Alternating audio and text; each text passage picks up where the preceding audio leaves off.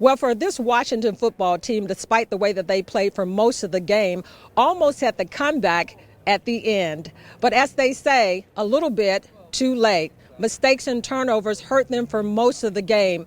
And as Deron Payne said, they needed to cut down on the mistakes from the beginning. Well, Tony, this week has an all-star defensive lineup that will talk about those 27 points that they gave up. And Jason Campbell will talk about if they should have made a quarterback switch at halftime. We'll talk about that and a lot more as Tony McGee's Pro Football Plus is coming up next.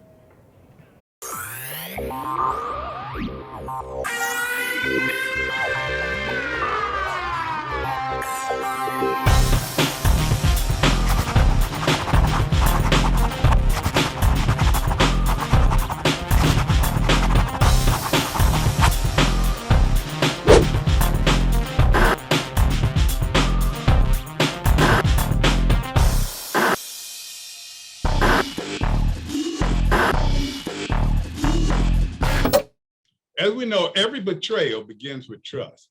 We as fans, we as people thought this team knew they were playing the first place team in their division. Obviously, some of the players and the coaches didn't get the memo. When we come back, we're going to break this bad boy down. Which side of the team, not the defense, didn't get the memo? We'll be back in the moment.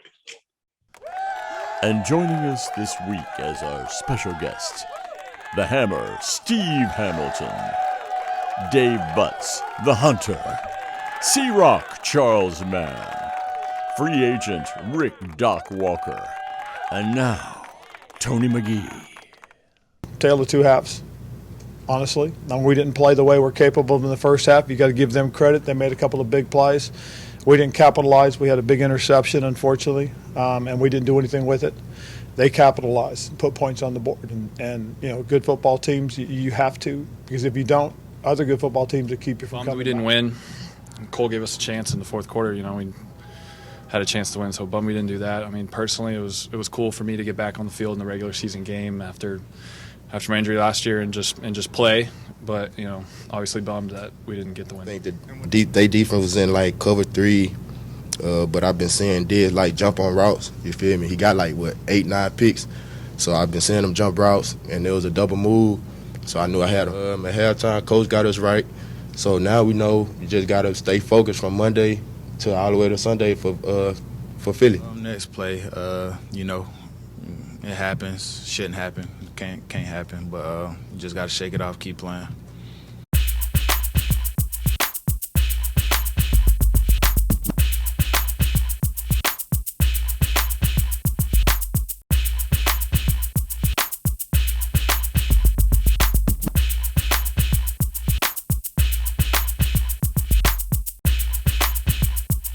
Welcome back to the show. And as you know, you saw a game on Sunday, whereas the Washington team had an opportunity to beat Dallas, but at the same time, when you have a quarterback that's 2 for 12 with 19 yards at halftime with an interception and fumble, that's not going to happen. So I have a question for you, Donna, since you're taking the quarterbacks this week. I gave him a D. Bob from Geico wanted to know, now that this quarterback plays so bad, do you make a change and put Allen in there for good? Well, Tony, I'm not going to take up for Heineke because I gave him a D-. I gave the offensive D-. And I thought that Cal Allen should have been put in at halftime after Heineke was struggling. And when he came in, he did do some good things. But when you turn over the ball 3 times, Heineke turned it over, Cal Allen turned it over, and so did Antonio Gibson. But when you got an offensive line that's being pushed around and Heineke was on the carpet for a lot, I mean, he was wearing the field on his uniform and he was sacked 4 times and Cal Allen 1. But the offense as a whole, Tony, did not get the job done. And Coach Rivera said on Monday that they came out flat, the offense, and they were tired. And I was like, how can you come out that way for a big game like that? So a D-. I almost gave them an F. Well, how about the offensive line? Did you give them an F? Because those guys, they didn't get the opportunity because I think if they'd begin in the beginning running the ball more than they did, they had better success. But at the same time, they went to pass and made mistakes. But after the defensive line for Dallas got in the flow, they could not stop them. Well, the offensive line, Tony, was pushed around all day long. Michael Parsons was a wrecking ball. I mean, he came through, and I saw him push Sheriff around just like he wasn't even there, like a rag dog. But I think that if they had been able to run the ball, they would have done a lot better. But Dallas's defensive front was just, coming through that line like Washington's offensive line was not there. So I gave them also a D- because I thought the offense as a whole did not get the job done. Yeah, you kind of hard, but I want everybody else to chime in. But I gave them a C-, and I gave Heineke a C-. At the same time, you have to take a look at this, and you look at what was transpiring, and the coaches were calling the plays, and we have to go back to the origination. If the coaches were calling the plays. But let me ask some of you defensive players, when you saw in the beginning of the game, when they went away, did not run the ball, Big Dave, what would you think about that? You feel like they felt they couldn't run the ball? Then would you get in pass rush mode more? Well, they didn't experiment too much with it. They just went to the air. Gibbs said, you just statistically proven that you turn the ball over 3 times, you've lost the game, and they did 4. So that was a big hindrance right there. I think the defense played fairly well. The defense, their stance is more in a reading type stance, which means they're going to react instead of getting penetration, getting up the field, and causing the quarterback to move. If you don't move the quarterback, that was the biggest thing about Jim Hart. If you made him move to the right, he couldn't throw to Mel Gray down the sideline. So they have to get out of that reading stand and get penetration. And I thought a couple of times they lost containment. When they lost containment, that made them worry about the outside and not play the middle like they should against the run. Yeah, and that was on the defense side of the ball. But on the offense side of the ball, let me ask you this, G. Receivers are not stepping up. And to me, one of the biggest plays in the game was the one that Carter dropped in the 4th quarter when they had an opportunity. Tell me, and then you look at the most yards with one play. This player is our player of the week. He had 3 catches. Do we need more receivers? I don't think we need more receivers. I think we need to just make more plays with the opportunities that come our way. I mean, first of all, they still don't really throw the ball a lot. I mean, I know we are talking about, we should have ran more, but look at how many times they actually did throw the ball. It's not a lot of throws in a game, unfortunately. It's just not. And unfortunately, I'm a receiver. Unfortunately, I've dropped balls that I wish I would have caught as well. But the key is coming back, trying to make a play after you do have a drop, so they forget about the drop you had, you can move forward. And that's what happened. That didn't happen too much, unfortunately. But they didn't come back and make a play. We got to remember, their main receiver, Terry, got knocked out of the game. Like I don't know if he's even playing next week or not. So concussion. At the end of the day, that probably hurt a lot too, because your one strong leader came out of the game. But if I think about it, I'm about next man up, and the next man didn't come up, unfortunately. No man came up. Again, our defense gave us a chance to come back and win the game. You put us in a perfect situation to win the game. Coming down, driving down, and unfortunately, that fumble happened, which I think it was an incomplete pass myself. I think its arm motion was going forward. You take that away, they still had a chance to do it, but unfortunately, they can't win with Allen. I'm sorry. But Milt, you know what? And speaking of that, the running backs put the ball on the ground a little bit too much as well. And you know that yourself. I gave them a C. They ran well, but they put the ball on the ground when it was crucial. The guys that we didn't know about ran well. The guys that just came to the team ran well. Well, it makes you wonder. Well. Like, I didn't even know the guy's name. I was like, who was that? He ran well. They went right down the field and scored. Wow. Back in the day, Doc used to reference this a lot and talk about players that were either they were hostages or they just couldn't get out on the field. They're seen in practice, but that would be about the last time. Yeah, I thought there was some good backup running. I've been screaming for Jared Patterson, for the last 4 or 5 games. He just needs some reps over and over again. But let me just say this, Tony. Tony, I gave him a D, the running game. Yes, we had 100 yards. But as I said 2 weeks ago, you cannot, Antonio Gibson put the ball down in the red zone. You cannot lay the ball down. You cannot, period. And certainly playing against Dallas, it was an important time. It was a momentum swing in that when he put it on the ground. And so I didn't think the running game did a whole lot to draw attention to themselves other than that fumble. And so 100 yards, yeah, but that's pale compared to the fumble, the timing of it, no consistency in the run game. And we can't hold this to the running backs per se, ultimately, because I don't know that running is part of the OC's pedigree. And so, we do see the ball being passed more than run, but I think we could make a steady meal out of running if we could run. Keep in mind, we were down 11 zip.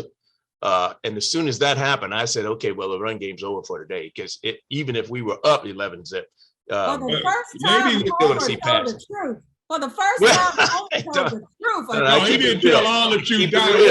Wait a minute. Now, Homer knows if anytime your team is scared, he talking about it wasn't a running game. A running back dropped the ball when they were going down to win the game. He hadn't ran that well, but I'm going to ask the defensive lineman, Charles, when you see a team that's afraid to run the ball, do you lick your chops in and go upfield most of the time? Well, I don't know if they were afraid to run the ball. I just don't think when you have so many, and I'm not making any excuses, I think it's really a sad sight when you see a coach saying that his team was tired and using that maybe as an excuse. I don't believe in that. But, this is the NFL. You have to play, you got to run the ball and you got to pass the ball. Yep. And you have to do both. And if you do one more than the other, the team is going to lock in and be able to stop you. So you got to mix it up. Scott Turner has to take a little bit of the heat here. I keep pushing it on him because you got to understand your players and then you build the team around what you have. You can't play Tom Brady offense when you don't have the quarterbacks to play Tom Brady offense. So you've got to, you hide people. You hide them. You got a weakness here. You don't expose it. Yeah. You cover it up. And then this whole thing with not letting the running back run the ball after he's given up the ball, okay, you want to punish him? You're going to punish him and you're going to punish the team and you're going to lose because he's our best threat, unfortunately. I'd make him hold the football 24 hours a day from now on until the end of the season. That's what I'd make him do. If he ever was not with the football in his hand, I'd make him go run. I'm serious. I'd make him hold that bench. See, I'm like the coach on that. When you drop the ball in a crucial time like that, I paid you to hold on to that ball. So let's see if you hold your seat on that bench until the next time. But that's what they're doing, but that caused them to lose. Put his butt back out there. I don't know. I don't know if that caused him to lose as much. Well, that's one of the reasons he was starting to get rolling. He needs to carry the ball, 20 times. And then you're going to punish him every time he fumbles the ball. Well, guess what? Now he's going to have a mental block, and he's going to fumble the ball again. But maybe they don't run the ball as much, Doc, because our tight end, they miss Logan Thomas, and these other tight ends aren't really standing up. Doc, tell me what you saw in the game with the tight ends. Well, Ricky Seals, he didn't replace Logan Paulson. He has been playing well as a receiver. He dropped one that came to him. If your receiving game is off, your blocking game's got to be elevated. Otherwise, you're a zero. So you get no push. I got DeMarcus Lawrence. I got Carlos Watkins. They playing for the first time this year. You don't have your sea legs. They're going to be enthusiastic. But if Turner realized that, let's attack the guys that are playing their first game in over a month. I don't run away from DeMarcus. I run at him.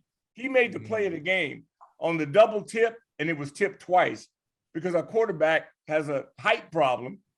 That play scores. They had the slip screen set up, zero blitz. They had it. But the fundamentals of cutting a guy, if I got to cut Charles, I got to get him on the ground. If I don't get him on the ground, he tips, pick, score, or give him yardage. We fundamentally broke down. So our basics, our formula was run, hog the ball, use Taylor Heineke's arms sparingly, exercise his legs. We didn't do any of the above. So I just think the guys didn't get the job done. And Prescott, and Zeke, they didn't have your body. They beat you hurt. They beat you hurt. They played an awful game. Fuller's got to catch that pick in the first quarter. That could have turned it around. The defense only gave up 3 on the first drive. The defense did enough to win. The offense was putrid. And they didn't have a scheme that adapted to the moment. And they didn't feel it. I don't like guys calling the game with their card. Use your eyes and see what's going on. Feel the game, then call it based on your gut, not your damn card. Because the Cowboys didn't care about that. And they have the next LT. And you couldn't be. He went over your prize bull at $18 million a year. He bum rushed him. So they told Dallas said, hey, our coach said we're going to whoop your ass and we're going to defend our coach. Our guys were sucking their thumb. You know, and I agree with you totally on that. Hammer, welcome to the show, man. We ain't seen you in a while. You got Hammer here. Hammer, if a coach before the game said we're going to beat your team, what is your mindset? Well, you got to change that, right? I mean, at the end of the day, Charles, like you were saying earlier, looked like everyone just smiled about it and said, okay, let's just go out and play the game, right? You should take that personally.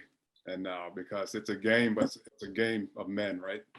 And it didn't look like that on Sunday. So you're supposed to step up regardless, just simply because you get called out. I mean, it happens all the time. We all know this on the field, right? What happens out there. But you have to step up and take care of your business. And didn't look like we took it serious. And we're going to do this show a little different. We're going to have conversation. We're going to talk about people. So I'm breaking right in here. As you have noticed, I got some of the greatest defensive linemen have ever put on Washington uniforms here. And this is our Geico defensive line show. And the reason I brought them in, even though this team is in second place tied, they will not be there for the defense, the defensive line. So we're talking about the offense right now. But guys, tell me, over the last few weeks, and I know we're going to do the defense in the second half, but this defensive line seems to really be picking up. And Dave, I go to you first because you have Allen, a defensive tackle such as yourself, and he has 7.5 sacks already. I know one year you had 11.5, and that was outstanding. No, many defensive tackles. 12.5. Don't cut me short. He ain't telling the truth, Tony. Hey, you know I said 11.5. Who helped them get those sacks? Who helped them get those sacks? I did. You know what? It's funny, and guys, it's funny with that conversation. He had 12.5. Dexter had 10.5, and I had 10. Now that's on one team. Whew. So you know, when you look at our defensive line, are they performing the way they should? Well, again, we go back to their stance, their reading. When you don't get a penetration and when you don't get your guys off the line, they can also get position on you to make the hole bigger. So you got to get off the ball and you got to read on the run. You can't sit there on the line and have other people double team you or push you out of the way. You got to go and make something happen. And then when you get in the backfield, they're pushing guys. They're not jerking them out of the way. They're not getting a free run at the quarterback. They're just pushing their men back. You know, you've got to snatch. You got to do something, arm over, arm under, or do something. Get rid of those people so that you get in the quarterback's face so they don't keep going. And if somebody says, we're going to kick your butts. No pun intended. We didn't take that, Dave. No pun intended. I would have to unload on each and every one. I wouldn't shake their hand for the coin toss, you know. Oh, I would find some kind of way to run over there and hit the coach if I could. I mean, oh yeah, I know. Hey guys, come on, get in this conversation. Let's talk a little bit about this. Pick somebody up and throw them at the coach's feet, you know, like you used to do in high school. Tony, do you all know that the Washington football team hasn't shut out a team since 1992, actually 1991 season. Wow. The Washington football team has not shut out a team. And that year we shut out 3 teams. So that's over almost 500 games and no shutouts. It's just baffling. I heard this Chris Spillman was doing a game last year and happened to mention that. And I went back to look. I said, wait. So 1992, when we went to Super Bowl 26, there were 3 shutouts that year that we accomplished. Now, when you think back of the greatest defenses, you never think of the Washington football team, or at least people don't. And yet we had 3 shutouts that year. And nobody shut out a team on this football team since then. Can you believe that? Yeah, but and another thing you can look at is we haven't had the same type of offense that we had at that time. And you look at this overall offense, it's just not, it hasn't been steady, it hasn't been consistent. So I ask any of you to chime in right now. Do you stick with Heineke? Do you look at Allen, or do you go another direction? Well, I know, Tony, that Taylor Heineke is supposed to start this coming Sunday in Philly against the Eagles, and Cal Allen will be the backup. And even though Taylor Heineke has hurt his knee, but I think that somewhat his skill set gives him the better option to go with Heineke than Cal Allen right now, of just the way they've been flowing and him using his feet. On this roster right now, I think that Heineke gives you the better option right now. Let me just throw this out there, Tony, and hopefully put some substance to this conversation. I appreciate. Whoa! What you trying to say? Donald didn't have substance. Well, I was getting ready. I was getting ready to say. You already know that Homer is not going to tell the truth. I appreciate. I got to go with Donna on this one. I appreciate what Donna has said. She's brought some strong light to that. But here's what I'm saying. You only need to go back to a previous field goal kicker. And when we said he should have been gone, the loyalty of this coach will bring Heineke back probably until Heineke is carted off. It's going to be a little unfair, but I do appreciate the loyalty. But one thing about Coach Gibbs, loyalty came from production.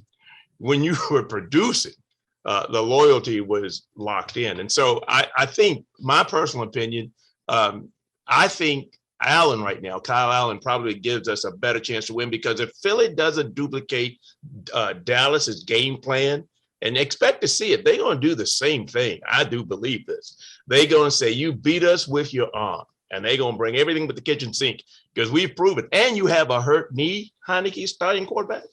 No, I'm going with Kyle Allen this week. That's me. Milton, okay, I got to take a break here. Let me ask Gary, you did answer that question. Do you bring in another wide receiver?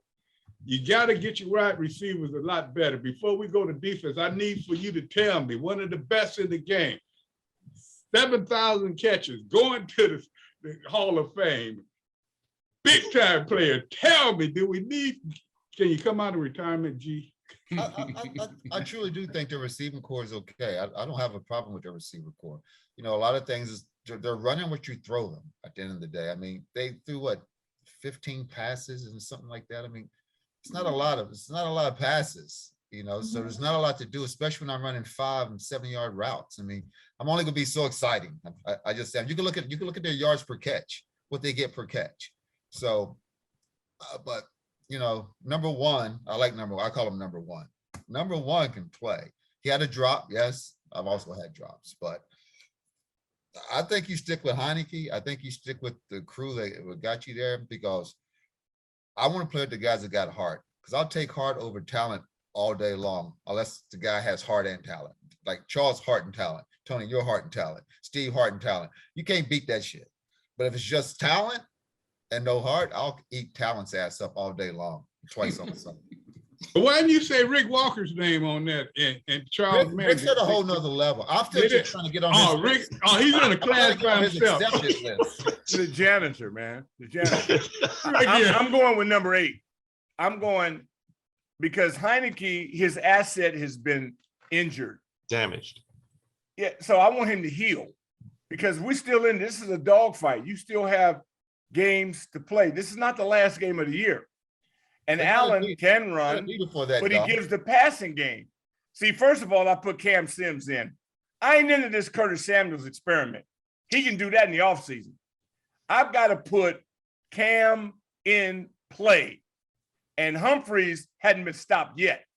We got to get somebody that can deliver the ball so we can get quick strike. We got no quick strike ability. And if Terry doesn't play, dude, you're playing Russian roulette. And Philly is vulnerable. But we come out there messing around with a guy that they know cannot make certain throws. If I'm playing us, I'll blitz the hell out of him. Yeah. Well, you know what? Before we take this break, I'm going to tell you, he's exactly right about this. This offense have to be more aggressive. But now we got a defense that's playing a lot better, but you have so many players hurt. You got 4 defensive linemen down. You finally have linebackers that's starting to play and defensive backs to get it. But is it enough? And when we come back, we'll let you know.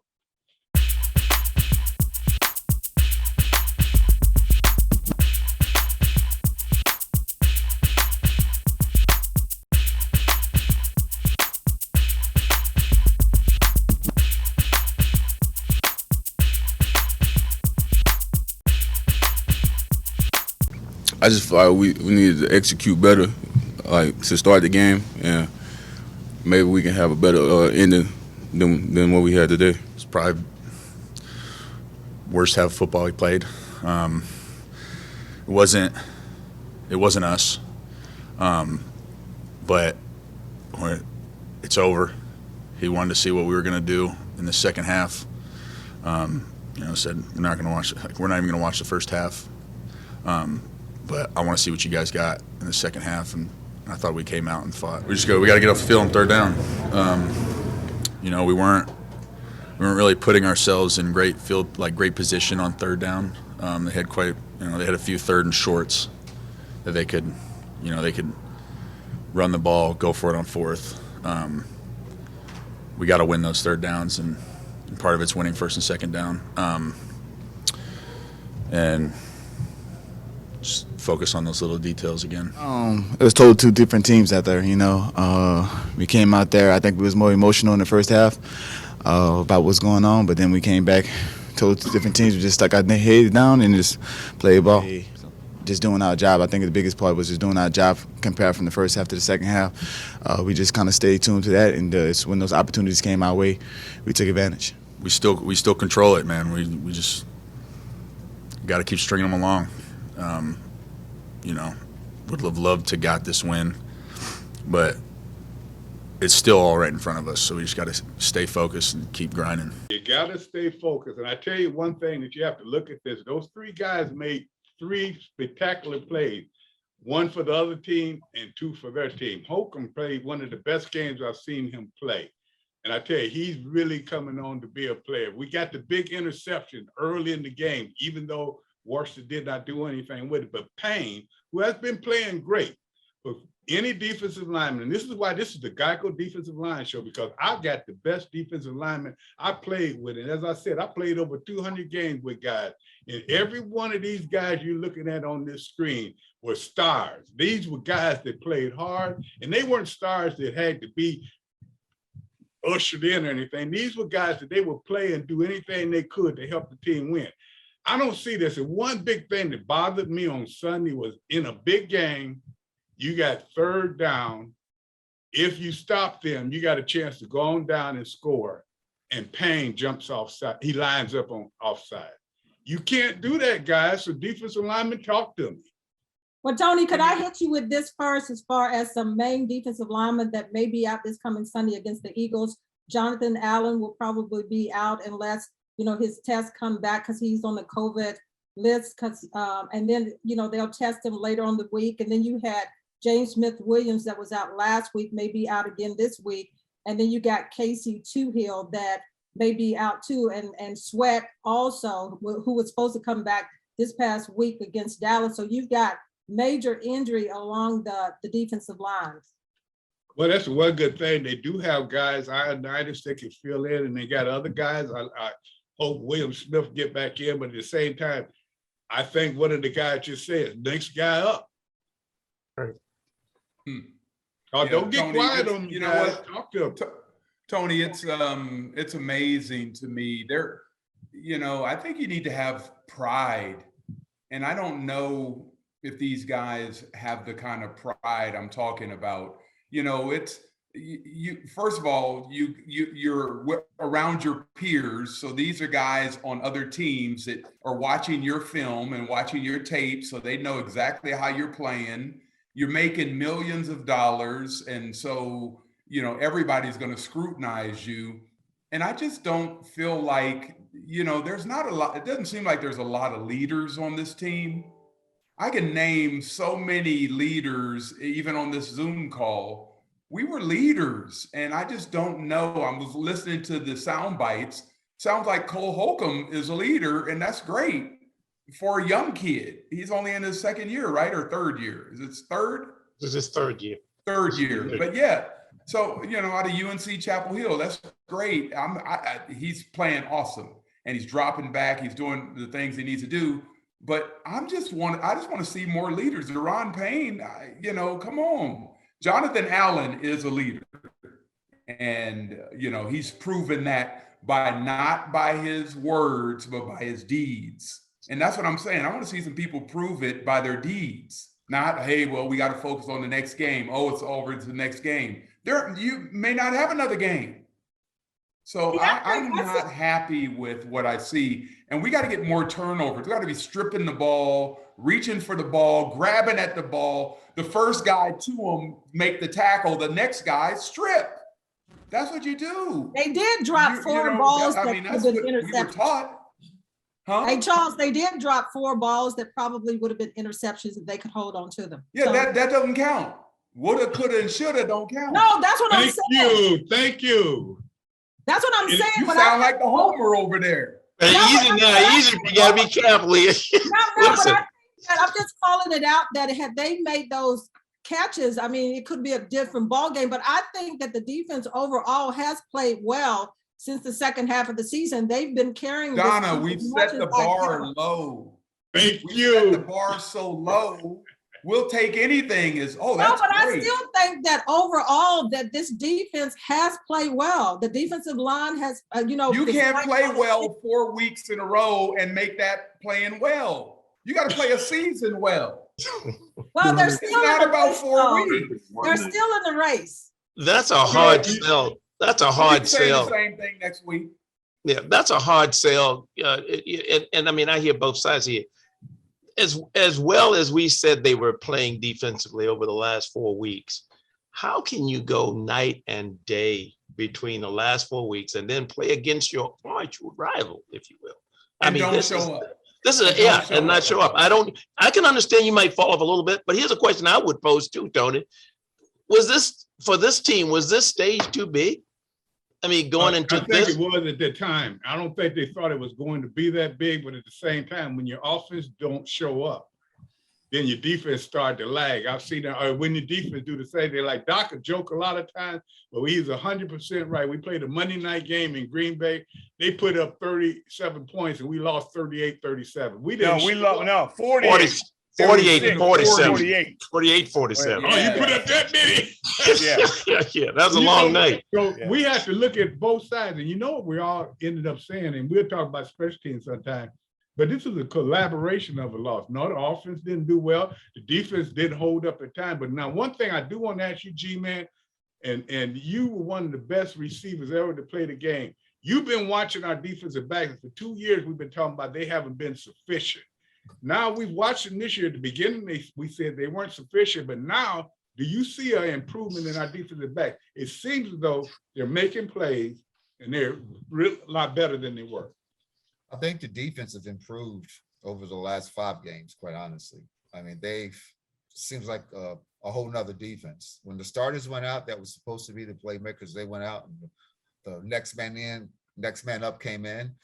They started to win football games. And quite honestly, it's the defense in the second half who gave the offense the opportunity to come back and win the football game. Like, quite honestly, they should have had a chance to drive down and make it dramatic, a dramatic inning at the end of the day, dramatic. Like, we should have been in the red zone, going in for a touchdown. And our biggest problem should have been, are we going for 2 or going for 1 after we scored? Now, I'm going to ask each of you defensive linemen a question. I need a short answer on it. All 3 of you guys were in this game. You played fairly well. You got Philadelphia coming, then you know you have Dallas again. Dave, Charles, and Hammer. each at a time. What would you do, Dave, to improve your play from this week to next week that you know would help you win this game in Philadelphia? After this, you were part of this team that lost. I would study my own film. As you know, we're a 4-down defensive line. And on Monday, we review every play 4 times. I would take that film and go into the film room and watch myself like I was going to play myself. Is there anything I'm tipping off? Is there anything? Why do I go from a 3-point stance to a 4-point stance? What did I read on different plays? So I'm trying to improve myself. I watched 4 film on people that we played against. If I watched 5, it brought in self-doubt. But I pretty much figured out what you were doing after watching 4 plays. I think they need to study more and be more prepared to come out and be more efficient and get off the damn ball. There you go, Charles. I started scripting my plays, believe that or not. Meaning the first 2 series, I knew what I was going to do. I might just bull rush you on the very first play of the game to start the game. And it could have been a run, pass, draw, anything. I'm bull rushing you. What I'm going to do is I'm going to throw everything at you, come at you as hard as I possibly can to all of a sudden wake this lineman up to say, okay, I'm gonna be in for a long day. And so I would script some stuff. I would also do exactly what Dave said. I would be looking at myself harder than the coaches are looking at me and critiquing what I'm seeing. And lastly, contained. We mentioned that earlier. I don't know if they even understand the word anymore. People get around the corner all day long on these guys. They get reach blocked. I would look to the sideline and Torgy would turn around. He wouldn't even look at me. Pettibone, would they be throwing stuff down? They would be upset if we gave up the sideline. I would never do that. That's what I would do. Now, Steve, what would you do in looking at this? What would you change in your game? Then I'm gonna tell you guys what I would do. What would you do, Steve? Yeah, sure. So I mean, for this game. Yeah. So, a lot of what I learned from these gentlemen sitting on the call with us right now, from Butts, from Charles, from you, and just to reiterate what everybody said, definitely you're going to study yourself. I'd look at myself and figure out if I was playing against me, how I would try to defeat myself. Number one, and you got to play aggressive, right? I think it's something that we talked about during this whole call. You got to play on your toes and on the other side of the line, right? If you're playing on your side of the line, you're going to get beat always. So it's all about playing on the other side of the line, which means you got, be on your toes and you got to be aggressive, because it's an aggressive game, whether you like it or not. Love it. Now, Steve, for all you fans, man. You just heard what the true defensive linemen feel when they're on championship teams. And I feel everything they say I would do, just like Big Dave said, I would first study myself. And I'm not going to study all the good plays. I want to study every mistake I made. And then just like Charles say, I'm going to change my moves. I used to always try to run a guy upfield first time. I wanted to be scared of me going to field, because I know that's going to open up the inside. And then like Steve said, the hammer, I'm not only going to study myself, I'm going to study plays of the guy that I'm playing over. And I'm going to study him playing guys like me. And every mistake that he made in those films, I would duplicate in our game. But what I'm saying is this is what good defensive linemen do. And Rick, you've been around, you've seen it. G, you saw it. Homer, give me some thoughts on you guys. How can this defense improve themselves? Because they don't have time to work things out. They got to be ready to play. I learned on 9-on-7, watching you guys, your nickel rush was as good as I've ever seen. When Sweet Pea came in, but Sweet Pea, you guys, and you were in racehorse stances. I've learned from you guys, it's the stance. I hated the stance, the sweat, and Chase were in. Chase was standing up. That's suicide. That's why he got no results. He ain't LT. Only guy can stand up and raise that much hell is LT, and that kid in Dallas, he's doing it. Yeah, he stands up and raises hell. Everybody else is a game. I don't see no strategy, no game plan. What we're missing in this is that their best player, John Allen, played the least amount of snaps he's played all year. So John might be holding back an injury or something. without him being dominant, the more you make, the more you got to do. So you got your number ones. They got to play like ones. I mean, the Dancing Bear, I love this boy at 94, but he's been playing well. But that was a game because their ends were shorthanded. Somebody needed to step up, and they just didn't get it done. Flat out, they didn't get it done. And so it happens, but that's what happened. The linebackers played, the back end played, the D-line and that. They can't have stalemates, not with our offense, not the way they were playing, because they wasn't playing. Hey, Tony, you got to take a break right now, and then Homer could come back in. Oh, okay. He wasn't going to say nothing but something good about Washington anyway, so we can hold that. Let's take a break. Pay some bills.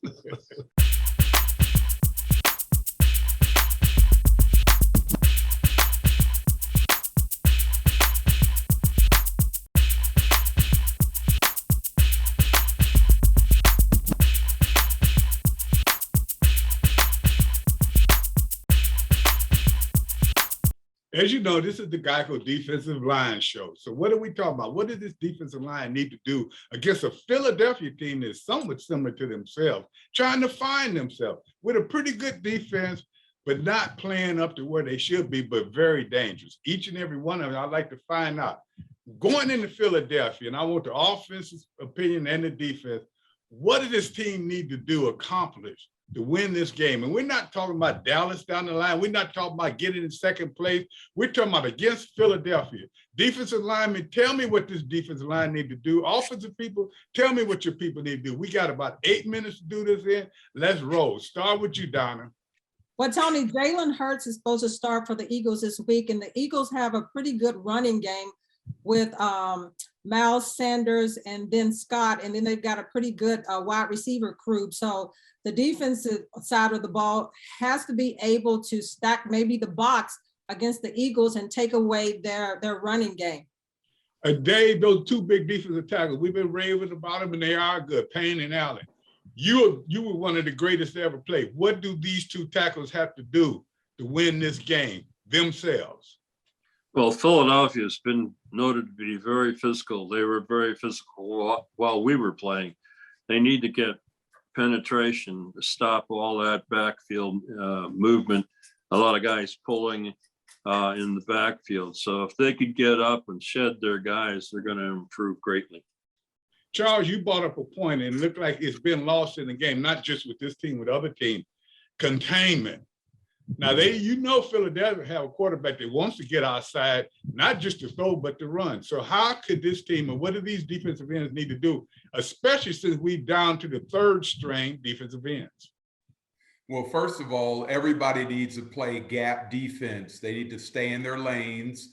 They may want to have a spy, one of the linebackers spy on third down and obvious pass situations.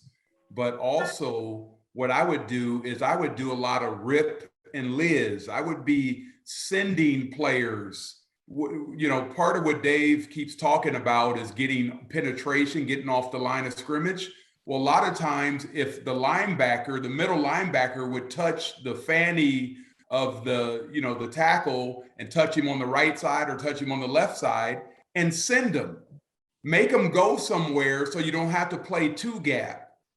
So you shoot that gap, the linebacker shoots the other gap, and that's how you get penetration. I don't see them doing that.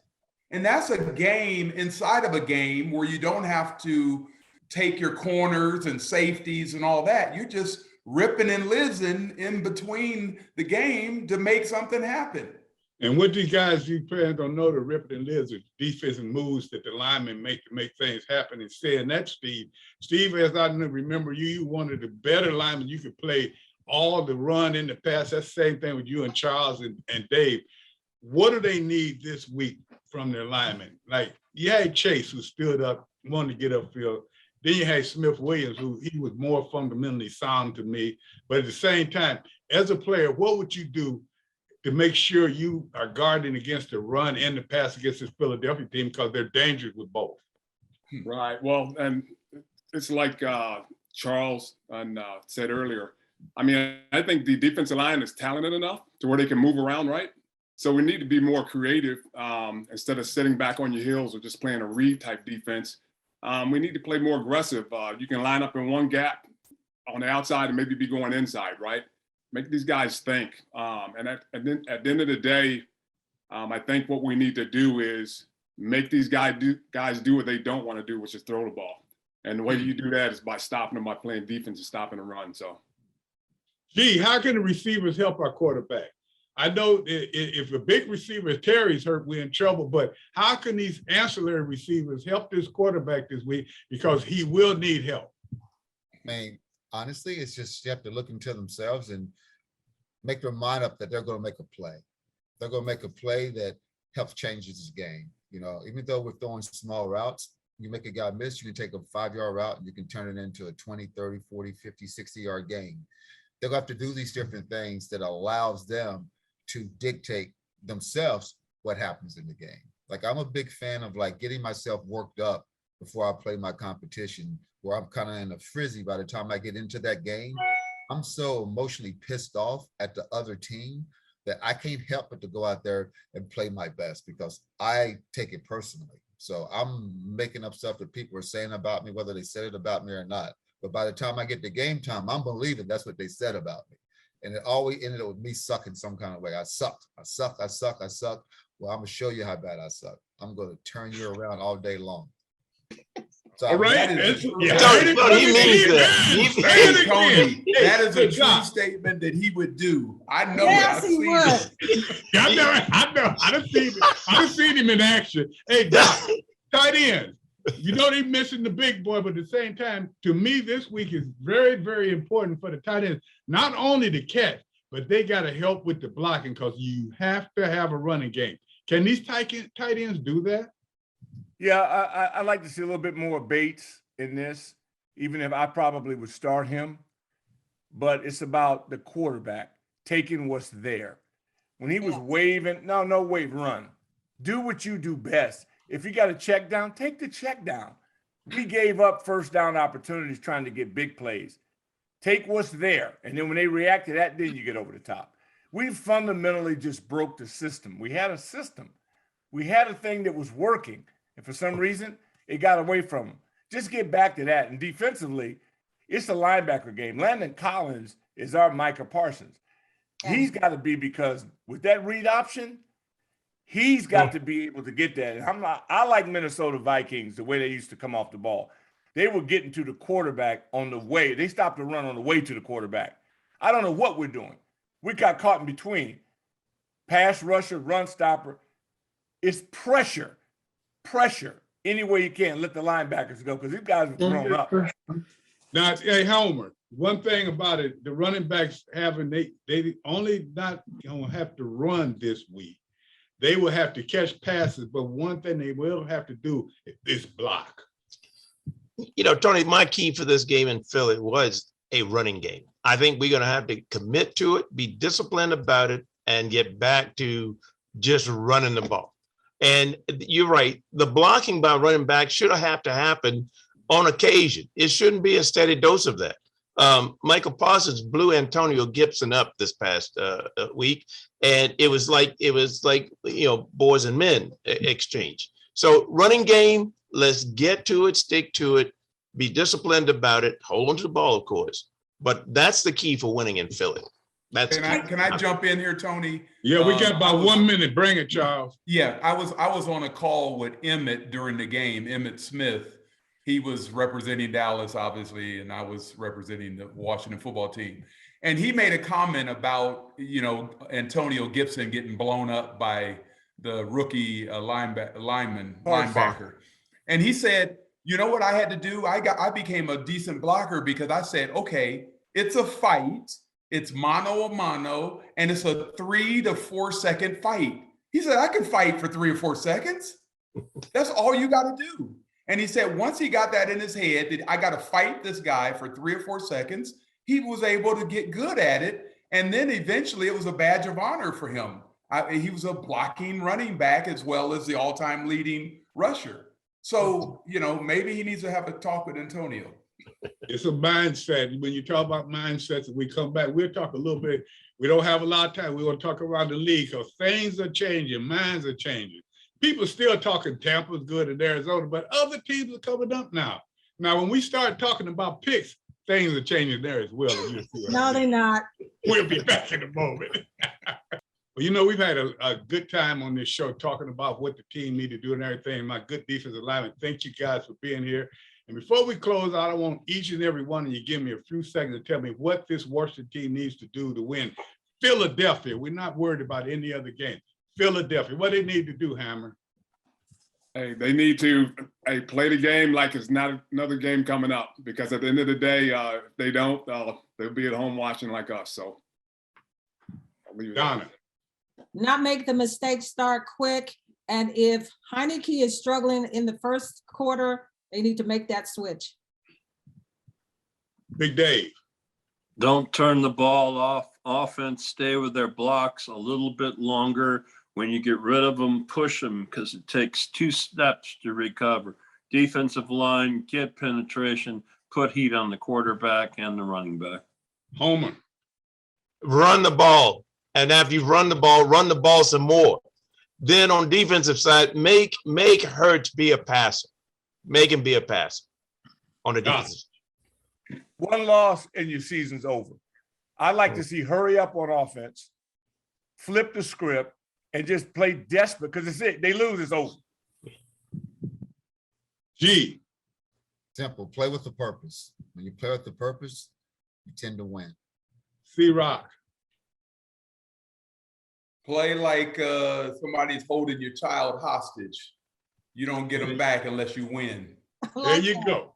Proper preparation prevents poor performance, and championships aren't made on game days only. You make them during the week, you make them during the year, and you make them every minute that you want to win. And that's what this team has to do. Can't talk about it, got to be about it. So next week when we talk this time, once again, we'll be saying, what do they need to do? But hey, guys, thanks for coming on. And I want to get you on. We didn't get enough time this time. So before the end of the year, I want to get you back on, because I thank you guys for taking me to 2 Super Bowls. But I do remind you guys, when I left, y'all didn't go to the playoffs. In a minute.